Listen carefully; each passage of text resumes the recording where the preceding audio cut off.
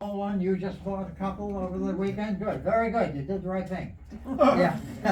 And this was invented, I think, around the 1800s. I don't know the exact date. And it was a very famous instrument, and I can remember over the years on the radio, you'd hear people playing the harmonica. There used to be one famous guy, and he played every day at noontime, Oh, okay. yeah, Lonnie Glosson, I think his name. And, well, this harmonica was designed by a man called Richter, and it has a certain scale on it. The way the notes are, played through blowing and drawing on the harmonica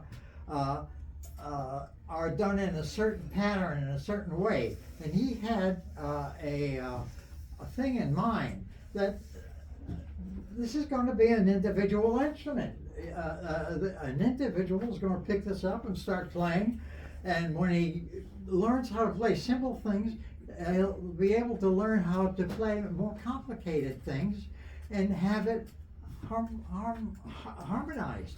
That's why they call this a harmonica, because it has to do with harmony. And so this was very popular for years. And then around the 30s, between the 30s, 40s, and 50s, this has some limitations. I have to tell you that. Do you play piano? You know what a piano is? Okay. This doesn't have all the notes you need. This has a scale.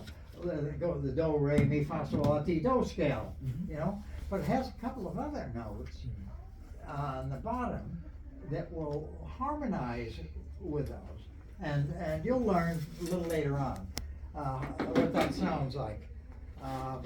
Now, around the late 30s and the 40s, another harmonica was invented, and that was to take care of the deficiencies of this. When you want to play a song, you don't have the right tune, the right key or note, and so this new harmonica was called a chromatic, and it's a pretty big thing.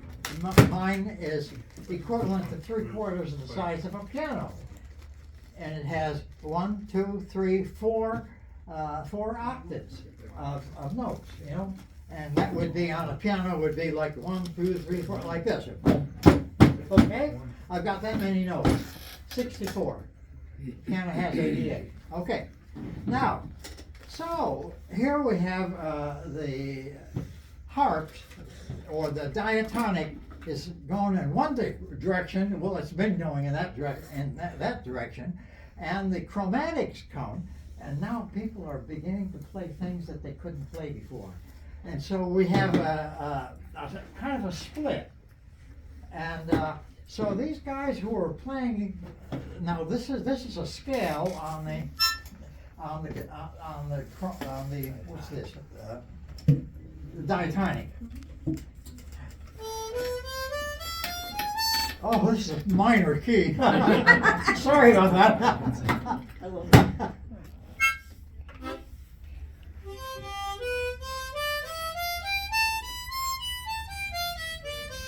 Now that's a regular scale, and it's a C scale, and there are no flats or no sharps. It has do, re, mi, fa, sol, la, ti, do. That's it. Now, but there's some songs that require notes that are in between that. They're called sharps and flats. And so that's when we could get this. Now we could get the...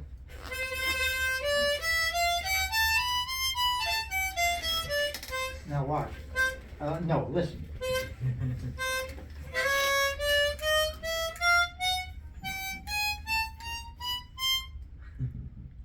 12 notes. It's a chromatic scale. Yeah, that's a 12-note scale, and that's what we are used to listening to.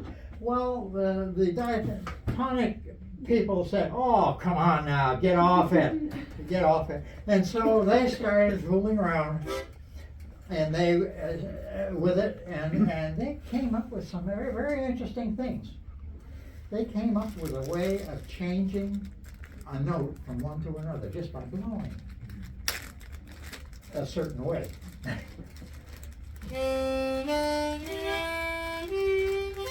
No, those are the first three notes on the diatonic. Listen.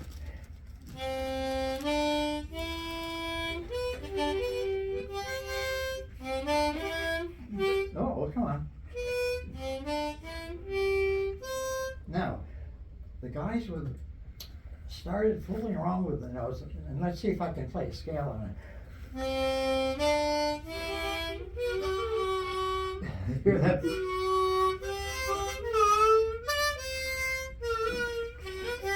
Did you hear that where it went down? And say, we'll fix those chromatic guys, and we're not going to be left in the dust.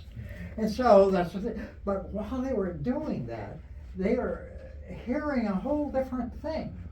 So they were hearing music like like you hear now, the blues players. I'm not a blues player, but they go. They're doing all kinds of things. Now John Devine over there, he plays a train. He can play this. He can take this thing and make it sound like a train chugging, you know. And so that's just a quick history of the dynamic of the two harmonicas, the chromatic and this. And you did the right thing. You got the right harmonicas. Yep. Now, where do we go from here?